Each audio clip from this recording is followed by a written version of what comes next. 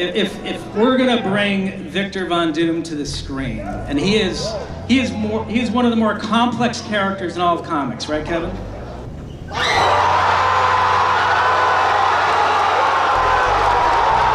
Marvel Studios just dropped a huge bombshell, and fans are freaking out over what they're calling the start of Avengers Doomsday. Earlier today, they threw us a surprise live stream revealing the official cast for the upcoming Avengers movie.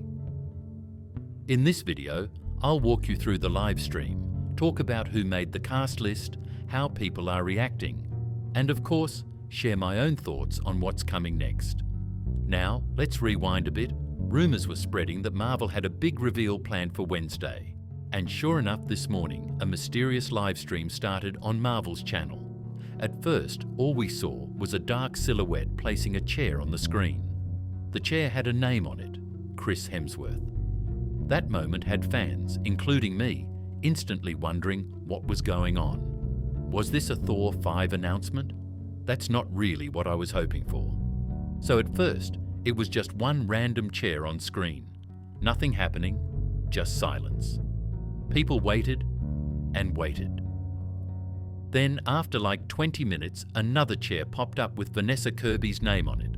That's when it hit everyone. This wasn't about Thor 5 at all. Marvel was actually revealing the cast for Avengers Doomsday. Slowly, more chairs kept showing up, each with a different actor's name. It was a slow reveal, stretched over 2 hours, but by the end, around 10 cast members had been announced. Totally unexpected, but pretty cool. From a fan's point of view, I was pumped. I mean, getting real-time cast reveals like that is exciting, but from the perspective of a content creator, I have to admit, I was a bit annoyed. 8 hours of streaming and they drop names every 30 minutes? Come on, Marvel, some of us have stuff to do. I wanted to make content and share updates, but they really made us wait. There's also been some backlash from fans online. A few are upset about how the whole thing was handled. They felt the pacing was too slow, or that Marvel should have done it in a more traditional way. But honestly, I get it. This is a huge movie for them, and they probably wanted to do something different to build suspense. In the end though, I'm just really hyped for Avengers Doomsday. Seeing names like Chris Hemsworth and Vanessa Kirby already gives us a taste of how big this movie might be. I'm curious to hear what you guys think. You know what? From a fan's point of view, I still think the whole thing was kind of fun. Sure, the frustration is real. We just want all the names dropped at once, right? But there's something exciting about slowly watching the Avengers. Doomsday cast unfold, one chair at a time. At one point, 1.5 million people were watching just to see names appear on chairs. That alone shows how much hype still exists around Marvel. It's far from dead. Even if I had a regular job or school, I'd still be checking my phone all day just to see who else got added. It gives you little moments of excitement throughout the day. Oh, Paul Rudd's in it now. Wait, is that Invisible Girl? No way. Tom Hiddleston too. I literally had one of those reactions while I was talking. That surprise feeling, even for just a second, reminds me why I love this stuff. Now sure, people had complaints. I saw creators and fans alike calling the whole stream embarrassing. Some folks were like, why are we watching chairs for hours? Others even tagged James Gunn, begging him never to make them do this again. And honestly, I get it. I spent the first couple hours of my day watching chairs and waiting for some background music to kick in, just to signal a new reveal. It was a little ridiculous. Then came the rumours. Apparently there are 50 chairs, and if Marvel keeps going at this pace, it's going to take over 8 hours to finish. Yeah, I get why people were annoyed.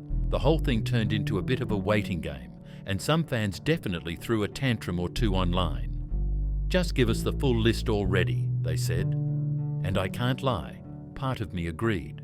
But still, let's not ignore the upside. Getting to enjoy each cast reveal for a few moments makes it feel more special. You're not overwhelmed with a giant list. Instead, you get time to appreciate each actor being part of this massive project. And while we'll get to the rest of the cast and the bigger concerns with the stream, let's quickly talk about the obvious names that weren't surprising at all, like Anthony Mackie as Captain America, and some of the familiar faces we all expected to show up. One of the most exciting surprises coming from Black Panther, Wakanda Forever, was the return of Tenoch Huerta as Namor. He's officially coming back for Avengers Doomsday. That's a huge win for fans.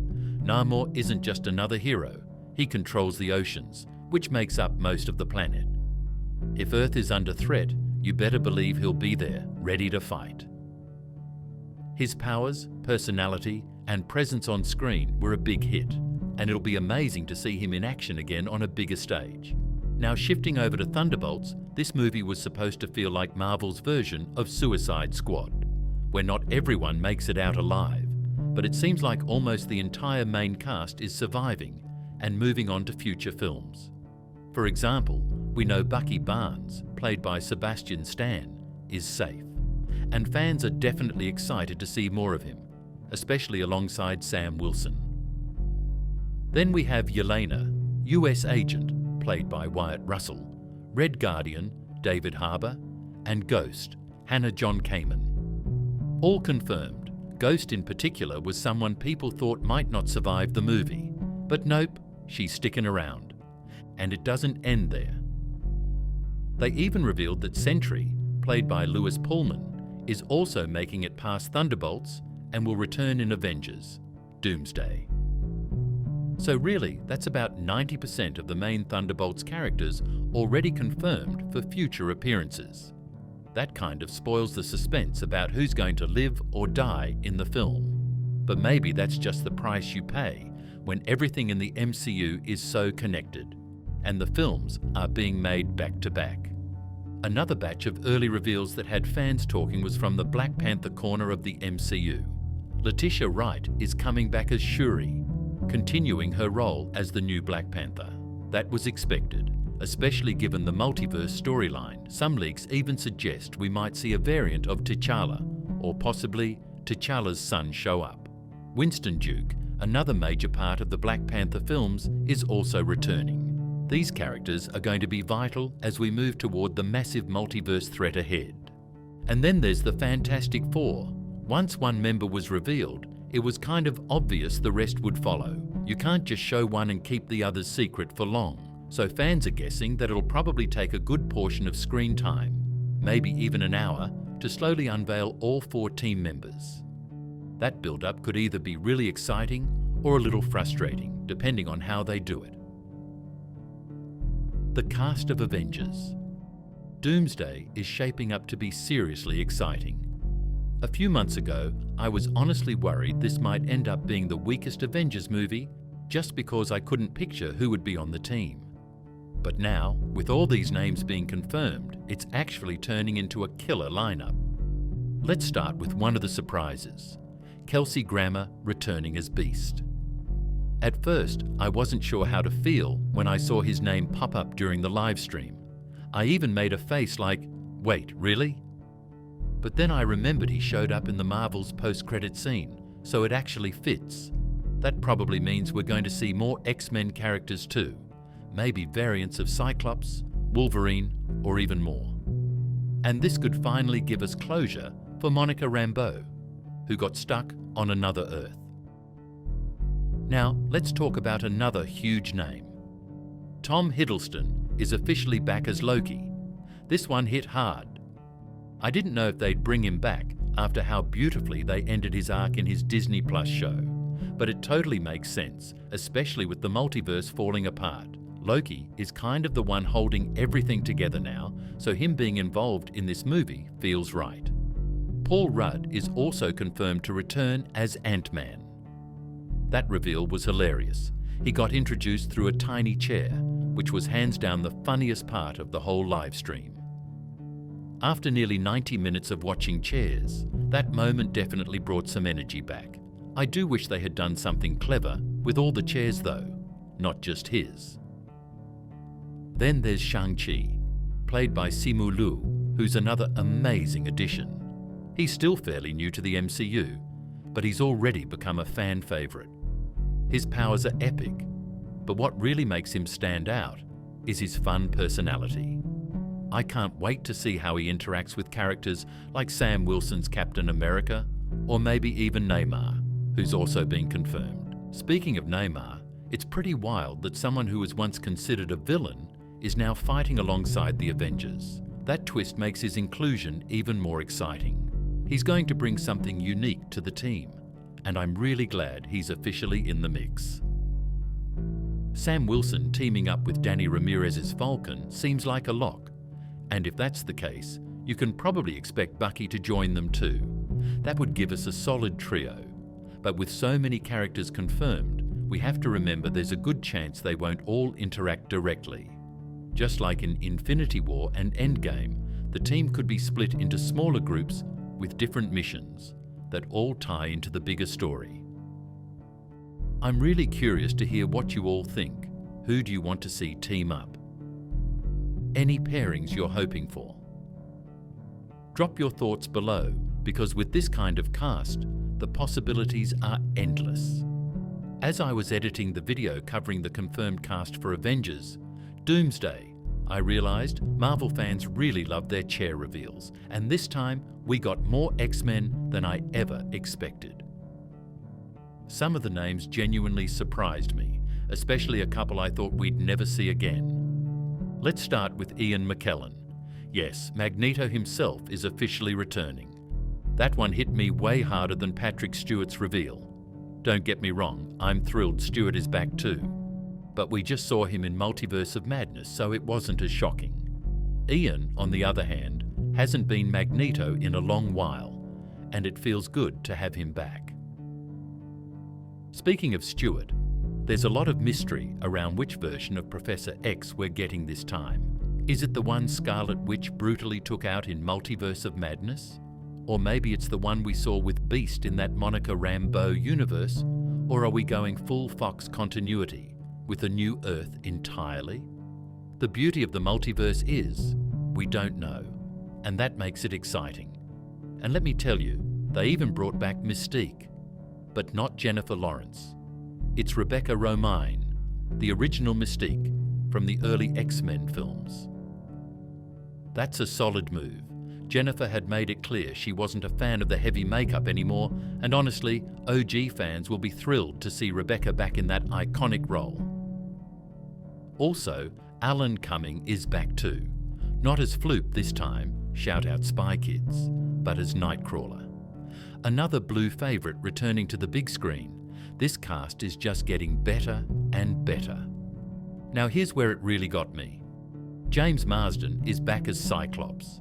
I always felt like he got a bit sidelined in the original movies, but now he's back, and I can't stop imagining how cool his costume might look. I mean, we already saw Hugh Jackman's Wolverine in his classic suit in Deadpool and Wolverine, so the thought of Scott Summers suited up in full comic-accurate gear? Perfection. And the biggest surprise of all, Channing Tatum as Gambit. Yep, you heard that right. He's finally going to play the role he was supposed to portray years ago. I honestly thought his cameo in Deadpool and Wolverine would be the last time we'd see him. But no, they squeezed him into Avengers Doomsday, and he absolutely deserves it. He'll finally get to interact with the original X-Men like he was meant to from the beginning. While we've had a flood of announcements, it's interesting to see who hasn't been confirmed yet. No word on Jean Grey, no Sue Storm, no Iceman either. I would have loved to see Bobby make a return. And where is Tom Holland's Spider-Man? Or even Chris Pratt's Star-Lord? There's still a bunch of familiar faces missing from this lineup, but maybe they're saving some surprises for later. Oh, and before I forget, Robert Downey Jr. showed up too. Yup, Tony Stark had his chair moment, confirming his return.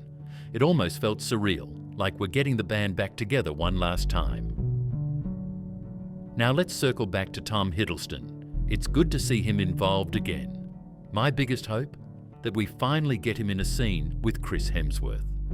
Their last moments together as Loki and Thor were pretty rough, and a proper send-off or even just some brotherly closure would be amazing.